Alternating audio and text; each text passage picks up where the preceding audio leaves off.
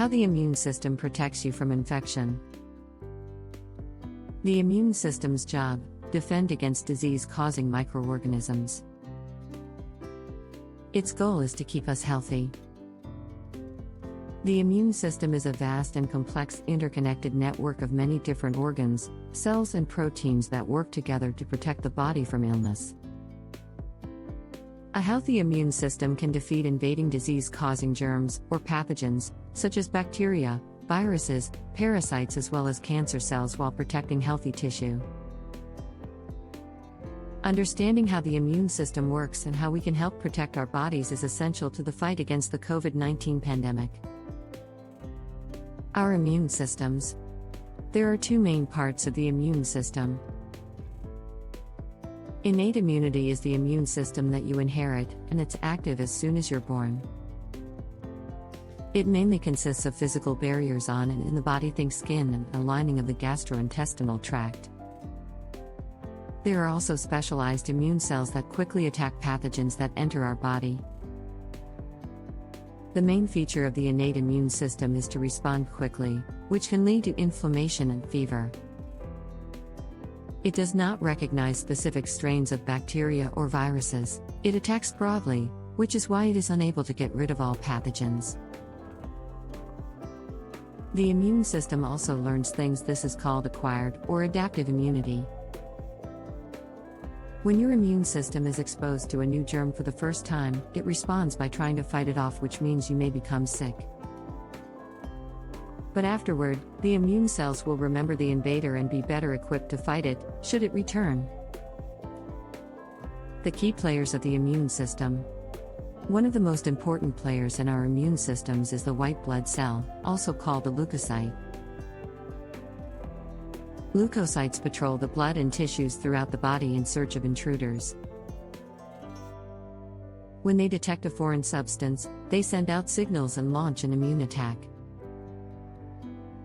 These disease-fighting cells are made in the bone marrow and are stored in many different places in the body, such as the tonsils and adenoids. There are two types of leukocytes: phagocytes and lymphocytes. Phagocytes engulf the intruders, break them down and chew them up. Lymphocytes are further broken down into two more types. The B lymphocytes, or B cells, create antibodies and alert the T lymphocytes, or T cells, to kill the pathogens.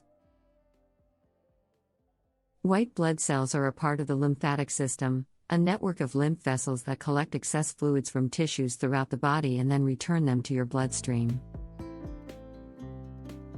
The lymphatic system and lymph nodes, small bean-shaped organs clustered in the neck, armpits, abdomen and groin, act as filters and trap harmful germs.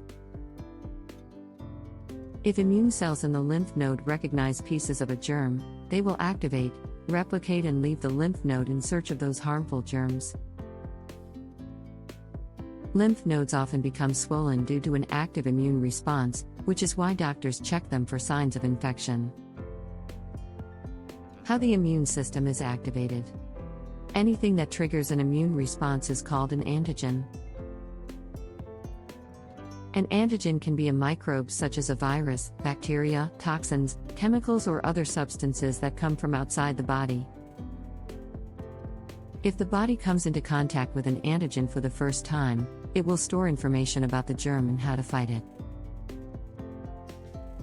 If an antigen enters the body and B cells recognize it, either from having had the disease before or from being vaccinated against it, B cells will produce antibodies. When antibodies attach to an antigen, think a lock key configuration, it signals other parts of the immune system to attack and destroy the invaders.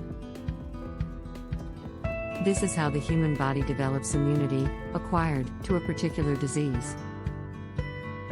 But some germs and viruses are very adaptive.